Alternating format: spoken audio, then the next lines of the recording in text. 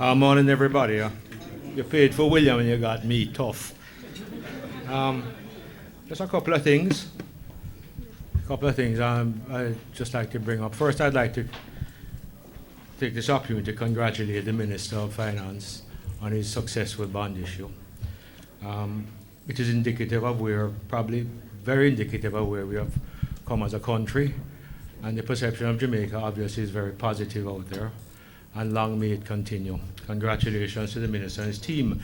And in the same breath, I have to ask that the Minister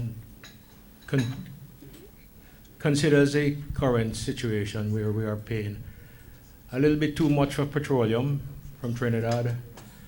We're paying just under the CET. It's a $7+ billion bill to the country that could go straight back to the bottom line if this CET requirement was removed and we could purchase our petroleum, shall we just say freely? I don't want to say outside of CARICOM. I'd like that to be considered. I think it is important. The Minister is asking us to contribute more to the tax coffers. And I'm saying that, yes, Minister, but there is $7+ billion on the table you can have right away, and you should consider that. And before I get into anything else, I'd like to just quickly touch on volunteerism.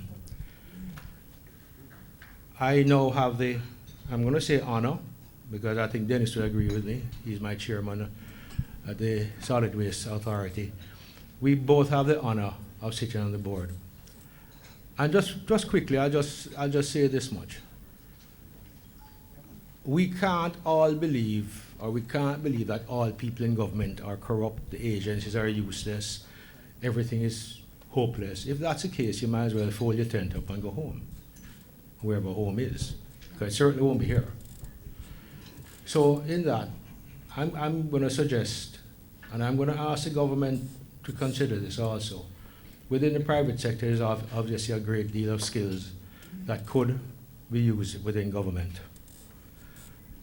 I'm asking the private sector members of the private sector, maybe people who have now passed the age of retirement but are very active, or close to the age of retirement but very active, to consider giving up their time and their effort, their skills.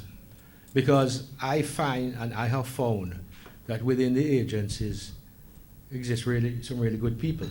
But if you take into account that they've never really had the training, if they've been there for 30 years, in 30 years they probably never had a refresher course in anything, because that's not really the job of government, has not been a good job to improve the skill set of those within.